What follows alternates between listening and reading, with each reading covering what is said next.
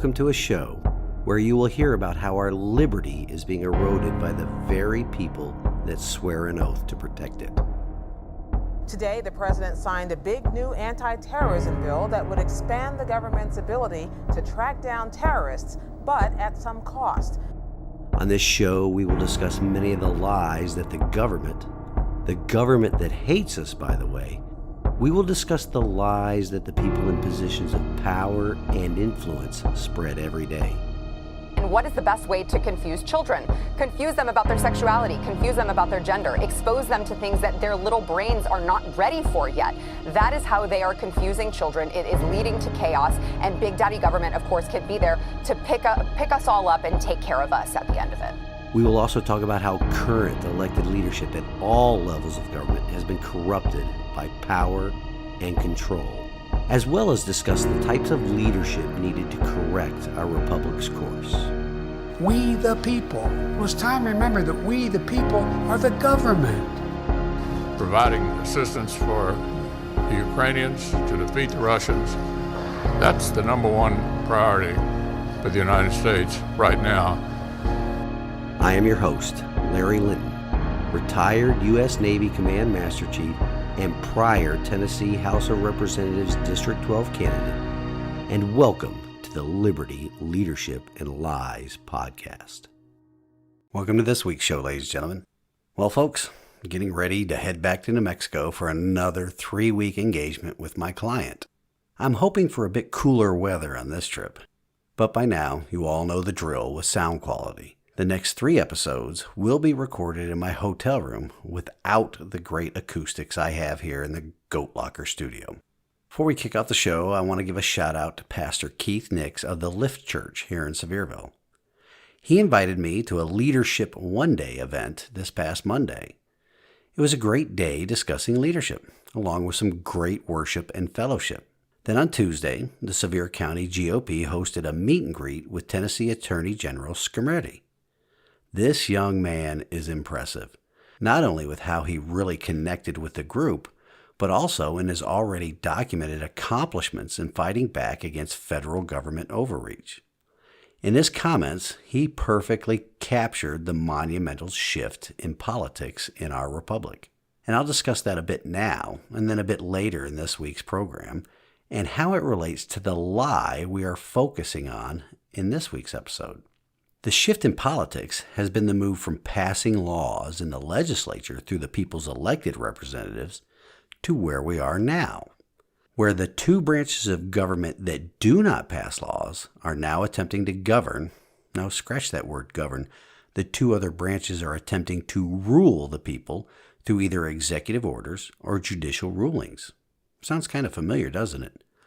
We talked about how if we allow ourselves to live through the courts, our republic will die through the courts.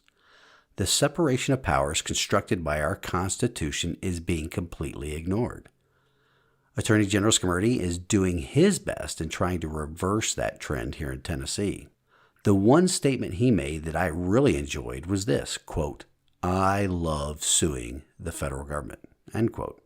We need more people like him in every state. Not only that, we need more states' rights representatives serving in our General Assembly. At the meet and greet, I also had the opportunity to catch up with some familiar faces. All in all, it was a great event. Then there was the Wednesday worship services at my church with my wife. It is always great to engage in corporate worship because that has a synergistic effect on private worship. And of course, I spent Thursday preparing for this morning's episode, and I'll be using my time today and tomorrow getting ready for my next trip and spending some good quality time with my bride. I also want to let you all know that I, along with Congresswoman Harshbarger's office, we are still working the logistics of getting her on the program. I'm sure you can appreciate she, along with the rest of the Freedom Caucus in the House of Representatives, how they are quite busy lately. Not only dealing with the corruption of the Biden crime family, but with the end of the government's fiscal year coming up, there are some budget battles that really need to be fought. As soon as we get the interview time hammered down, I will let you know. And that interview will probably be done over a video call, so it will be a first for this program. You will all get to see my face, which I often say is made for radio or audio podcasts. Oh, I also want to let the audience know that there are some interesting developments here in the House District 12 as it relates to next year's election. As we get closer to when it really kicks off here in Sevier County, I will be sure and keep you up to date on those developments. So stay tuned, especially if you live here in the 12th District. Also, if you live here in Sevier County, be sure and share this episode with everyone you know that lives here as well.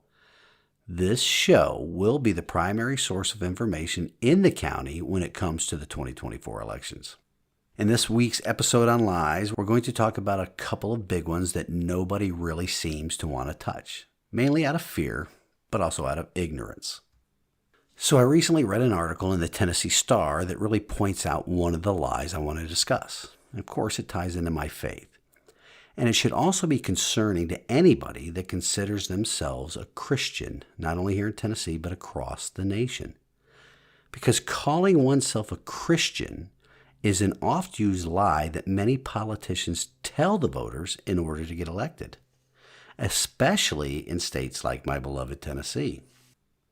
When many people think about the campaign promises that politicians regularly tell people to get elected, which prove out to be mostly lies in the long term, the worst lie is when people call themselves Christian when running for office, while simultaneously aligning themselves with one of the major political parties in our republic that definitely does not represent Christian values. I'm referring here to the Democrat Party, or the modern Communist Party. Before I get much further down that line of reasoning, there are many members of the Republican Party that claim to be a Christian as well, while legislating and voting in ways that do not line up with Christian values. I was on a phone call earlier this week discussing that very topic. But back to the Democrat or Communist Party, the values that organization and its members espouse, and they are very unchristian-like. The article I'm referring to was published this past week on the 12th.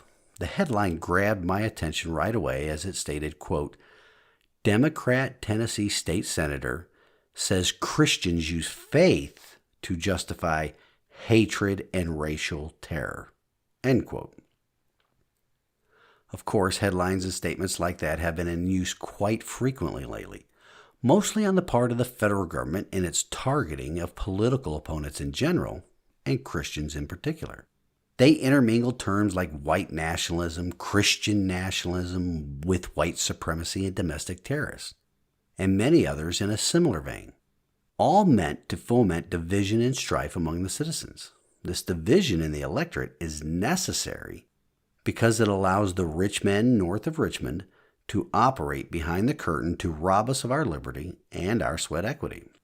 This state senator specifically tweeted out this statement, quote, never forget that hatred and racial terror was, and still is, justified in the name of Christianity, end quote.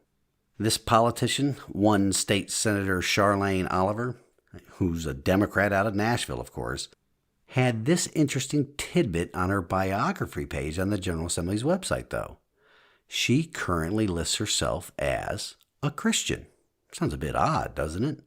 Much like those politicians that support, using our money, very unbiblical anti-Christian viewpoints and positions such as transgender surgeries for minors, drag queen sexualization of children, books in government schools that promote racism and sexualization of children, the killing of babies for the sake of convenience, and the list goes on and on. If you see or hear a politician that describes themselves as a Christian, always investigate their actions. Just don't believe their words. Many of those that proclaim themselves to be a follower of Christ are often tyrants in disguise. Which brings to mind an interesting article that I read at the Liberty Watchman's website. It is titled, quote, Why is rebellion to tyrants obedience to God? End quote. It talks about the official motto of the United States being, In God We Trust, and that was signed into law by President Eisenhower in 1956. Prior to 1956, there were many unofficial mottos. One of them, being proposed by Thomas Jefferson and Benjamin Franklin at the founding of our nation, was this, quote, Rebellion to tyrants is obedience to God, End quote. We discuss tyranny on this program quite frequently because, quite frankly, we are witnessing it all the time. But what exactly is a tyrant? The dictionary definition is this: tyrant, an absolute ruler unrestrained by law or constitution, or a usurper of sovereignty. And also, it's a ruler who exercises absolute power oppressively or brutally, or one resembling an oppressive ruler in the harsh use of authority or power. So I ask you to look around yourselves today, and I bet you we can point to many people in elected positions that definition definitely applies to. I'll hang that article up on the website for you all to read it. It is definitely worth your time. But one of the biggest lies being perpetuated on the citizens of our constitutional republic is this, and it comes from both political parties. And while they differ on some issues, they all say they have one thing in common: that they are dedicated to our system of government founded upon democratic principles. Every citizen should know by now that that is not true. First of all, our nation is not a democracy. That is a system of government whereby the mob rules. We are a constitutional republic where the individual is protected against the mob by the law, by the Constitution. Of course, there are many other ways to describe the differences between the two forms of government. But secondly, and what has become painfully obvious to anyone not living under a rock and wanting to be left alone, is this: government, at least some of the people in government, and mostly members of the Communist Party, have even shed the pretense of democracy and democratic principles once they get into elected office. I said mostly members of the Communist Party because we cannot leave out those many tyrants on the Republican side of the aisle either. And nothing has shown this to be more true lately than what is captured in this statement credited to Friedrich August von Hayek, who went by the abbreviation of his name, F.A. Hayek. And the statement is this, quote, "Emergencies have always been the pretext on which the safeguards of individual liberty have been eroded," end quote. What is a better way to say that? Well, it's this: if you let politicians break the law in an emergency, they will create an emergency in order to break the law. We were all witnesses to that during COVID scandemic number 1, which is why they will attempt it for their upcoming COVID scandemic number 2. The difference being they learn the lessons on how to implement their emergency measures and governmental quote-unquote emergency powers much more effectively. There were zero democratic principles behind any of the emergency powers claimed and the accompanying government actions. It wasn't even mob rule. It was tyrannical rule. I'll discuss how that mob rule is transforming into tyrannical rule in a bit of data revealed in a January 2022 poll conducted by Rasmussen. But back to the undemocratic principle of emergency powers claimed by government executives during the COVID scare. Those mostly unchallenged edicts led to what just recently happened in New Mexico. Late last week, Governor Grisham of New Mexico announced a public health order that suspended the constitutionally protected Second Amendment right to keep and bear arms. Not only that, the state of Nevada has open and concealed carry laws on the books that the governor also suspended. Her statement on the matter reveals the true nature of what the new aristocracy thinks about, quote-unquote, emergency powers. She said this: "If there is an emergency, and I've declared an emergency for a temporary amount of time, I can invoke additional powers. No constitutional right, in my view, including my oath, is intended to be absolute. There are restrictions on free speech. There are restrictions on my freedoms." It is sadly unfortunate that New Mexico Governor Grisham, a communist, is not alone in that particular belief. It also includes Republican governors like Trans-Republican Bill Lee here in the state of Tennessee. These types of emergency orders, arbitrary, temporary, and I use the term temporary sarcastically because the closest thing to immortality that we all experience during our time on this temporary home is a government rule or regulation. But arbitrary suspensions of constitutionally protected rights and unilateral decrees without any underlying democratic principle, well, they spread faster than the COVID virus in 2020. Just as in Governor Grisham's case in New Mexico, these decrees used quote-unquote public health as the rationale. Reactions to these decrees varied by the political makeup of the states of these governors, but that was not always the case, like here in mostly red Tennessee. California saw the most sheep-like response from their legislature and courts and citizens. The California court system upheld Governor Gavin Newsom's broad exercise of power to, get this, modify laws or make new ones during declared emergencies. You see, executive branch authority does not extend to modifying or making new laws, but here we are. Michigan's Governor Whitmer, her efforts to bypass the legislature was slapped down by that state's Supreme Court. Some constitutionally minded judges issued the most compelling smackdowns of these mini tyrants, such as U.S. District Judge Stickman, who wrote in the 2020 case against Pennsylvania's governor. He stated, quote, "The Constitution cannot accept the concept of a new normal where the basic liberties of the people can be subordinated to open-ended emergency mitigation measures. Rather, the Constitution sets certain lines that may not be crossed, even in an emergency. Actions taken by defendants, which is the governor, cross those lines. It is the duty of the court to declare those actions unconstitutional." Unquote. Starting at the outset of the scandemic in March of 2020, multiple state legislatures have introduced bills to increase legislative branch oversight of executive branch emergency power authority. And we need to all hope and pray that that trend continues. This is necessary because the citizens have to act to restrict emergency powers because political executives have demonstrated two things for the past 3+ years. One, they love to rule by decree, not govern by the consent of the governed. And two, they only give lip service, meaning they lie, to the concept of democratic principles in our constitutional republic.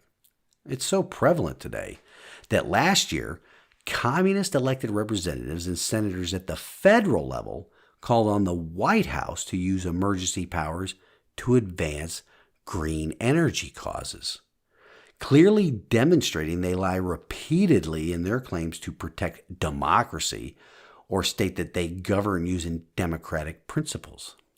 Executive orders, especially those issued under the guise of emergencies, are antithetical to those very same principles. Just this past May, the communist governor of North Carolina went so far to declare a state of emergency for public education. And why? Well, he did this because lawmakers, those are those elected representatives of the people chosen to serve under those democratic principles that the commies love to proclaim, they opposed him on education policy. You know, the child sniffer in chief has even laid claim to and retained some of those scandemic powers even after ending the COVID-19 emergency declaration in May. Anytime a member of the executive branch, even those agencies that are part of the executive branch, claim some sort of emergency power not delegated to them by specific laws passed by the people's representatives in the legislative branch, or if they broaden the interpretation of the charters originally used to establish their regulatory authority, it is a usurpation of the people's authority and proves the lie that our government operates using democratic principles. I believe we talked about Justice Gorsuch's smackdown of emergency powers on an earlier episode. Let me just recap what he said on this topic again. He said, quote, "Since March 2020, we may have experienced the greatest intrusions on civil liberties in the peacetime history of this country. Executive officials across the country issued emergency decrees on a breathtaking scale. Doubtless, many lessons can be learned from this chapter in our history, and hopefully serious efforts will be made to study it. One lesson might be this: Fear and the desire for safety are powerful forces. They can lead to a clamor for action, almost any action, as long as someone does something to address a perceived threat. End quote. Much as we saw in Governor Bill Lee's call for a special session of the Tennessee General Assembly to quote-unquote do something in the aftermath of the transgender shooter at the Covenant School in Nashville earlier this year, executives fail in their oaths of office and their oaths to the state and federal constitutions when they undertake these actions that clearly demonstrate they do not believe in the democratic principles of the founding of this republic. At this point in history, many of us Americans have become tired of being stripped of our basic liberties every time politicians decide the word emergency is a magic spell for invoking their forms of tyranny. Is it too late, though? Have a majority of our citizens become numb to these actions? Maybe. On the video version of this episode, I shared a graph, and the graph I shared shows the results of the January 2022 poll by Rasmussen, which demonstrates that it is nearly a majority of Americans that are fine with that. That's the goal of these communists. Give lip service to democratic principles as they force experimental medications on us, lock us up for holding on to our liberty, attempt to destroy political opponents exercising their constitutionally protected right to question elections, and now unlawfully declare that no citizen has the constitutionally protected right of self-defense. Self-defense, mind you, enshrined in our Constitution for just such an occasion as what the governor of New Mexico just did. Oh, and don't believe the lie that there are some members of the Democrat Party that disagree with Governor Grisham's actions. People like Congressman Ted Lieu of California, one of the biggest commies in the U.S. Congress. He came out with a tweet shortly after Governor Grisham declared the Constitution null and void with this statement, quote, "I support gun safety laws. However, this order from the governor of New Mexico violates the U.S. Constitution. No state in the Union can suspend the federal Constitution. There is no such thing as a state public health emergency exception to the U.S. Constitution." End quote. And now, he can spout that lie all he wants. Well, what he stated was not a lie, but his stated belief in his own statement is a lie. He was, or is, one of the biggest proponents of big government, even executive branch action, to fight what is euphemistically called the climate emergency. They have to have that word emergency in their actions to justify the destruction of democratic principles. Ted Lieu himself is a big fan of the White House's July 2022 list of executive actions on climate. These actions are supposed to, now get this, address extreme heat and boost offshore wind. Well, guess what happens during the summertime in every hemisphere of the planet? It gets hot. But casting democratic principles aside to take emergency action because it gets hot in the summer is just par for the course for these tyrants. Because making the citizens pay more, either in taxes or increases in the cost of living, is definitely going to cause it to not get so hot during the summer, right? Oh, and this little fact is never addressed by the cabal in D.C. or in state capitals around the country. There are more human deaths caused in this country every year by cold weather than there are that are caused by warm weather. Don't worry, though. They will come up with some sort of emergency power to rob us of our liberty to not only make the planet cooler in the summer and warmer in the winter, though. It's coming. But back to my main point about Ted Lieu and the other communists. They are right now saying that the governor of New Mexico cannot do what she did. What they really mean is that she shouldn't have done what she did right now. There isn't yet a majority of the country or the court system that supports this much tyranny. But it is coming if we don't put a stop to it.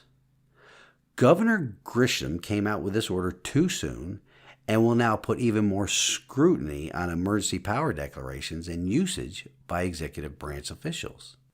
Her timing was off, And the other communists criticizing her right now are doing so in the hopes that she pulls back before the court system completely smacks down this tool of tyrants, and it's done for good. Mr. Aaron Blake, a reporter for the Washington Post of all places, had this to say about this trend of ignoring democratic principles. Quote, "The move builds upon a growing tendency in American politics for governors to test the limits of their authority and effectively dare the courts to stop them. Democrats have warmed to this approach, and even in some cases when they had indicated that they didn't have those authorities." Unquote. Now, importantly, many New Mexico residents made it clear that they just won't comply. Gun owners, many of them visibly armed, rallied in Albuquerque to defy the order. And the police, rightly so, did not intervene and enforce the governor's order. The county sheriff, he has explicitly said he won't enforce the decree. Undoubtedly, there will be challenges to this tyrant's orders, and they'll work their way through the courts and the legislature. But that's where we are right now. And that's what Attorney General Scamurti was referring to. How the legislature is no longer making laws. We're leaving it up to the courts. But now let me backtrack to where the government's claimed emergency powers almost mimicked mob rule. I alluded to it earlier, and it's in a survey conducted by the Heartland Institute and Rasmussen reports. It was discovered that although many citizens of the Republic were skeptical of the federal government's response to the scandemic, which means that people capable of critical thinking were skeptical, the survey they conducted revealed that a majority of Democrats embraced the restrictive policies of mandates and lockdowns espoused by the child sniffer in chief's administration and its favorite angry yard gnome, Fauci.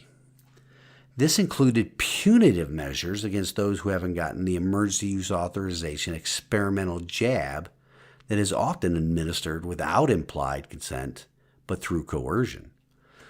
That poll or survey found that 48% of voters favor the Escape Dementia Wards patients' plan to impose a COVID-19 vaccine mandate on the employees of large companies and government agencies. That same percentage, 48, were opposed to the resident-in-chief's mandate. It's nearly a case of mob rules, right? How bad do you think it would have gotten had 51% of the voters agreed with the mandates? Likely, we would be seeing a much different country right now. One of near totalitarian control, or one at war with itself. And I mean real war, not this war of words and memes. Now, as I said earlier, I posted a screenshot of the survey results on the Rumble and YouTube version of today's podcast. I did that for a very important reason. Because the graphic shows that it isn't just the communists, the Democrats, that were in favor of this tyranny. The data shows that even some Republicans supported these measures as well. Measures that included fining the unvaccinated, locking up the unvaccinated in their homes, sending the unvaccinated to quarantine camps, taking the unvaccinated people's children away from them, and even fining or jailing critics of the vaccine. Ladies and gentlemen, just how close are we? As I have discussed on the show previously, we have already reached the level of living in a police state in our nation. But this data from January 2022, coupled with the current administration's unfettered attack on its political opponents, should demonstrate one thing quite clearly. When the next scandemic comes along, and it most assuredly will, what has been demonstrated by a government that now hates us is this: there will be no consideration of democratic principles in how the government handles the next emergency. The government will also define any situation it wants to as a quote-unquote emergency, such as climate change emergency, or like the communist governor of New Mexico, a public health emergency, in order to exercise unconstitutional and unchallenged power. In fact, the powers the new aristocracy will wield will in part be to destroy the Constitution, to pave the way for more power and control. Just go back and look at that graphic again, because it shows that it isn't only the communists that supports using Constitution shredding emergency powers. Republicans do as well. So, do not believe the lie that our government and the elected officials currently serving in it govern by democratic principles. Well, that's all the time I have for this week, folks. In closing, we have this week's wisdom from God's Word, and today it comes to us from Acts 5:29. But Peter and the apostles replied, "We must obey God rather than any human authority." Our official motto, the people's official motto going forward from this point on, must be this: rebellion to tyrants is obedience to God. Once again, thank you all for listening, and I pray that you all enjoy the rest of the weekend. Until next week, stand in the arena with me. Reveille, it's time to wake up.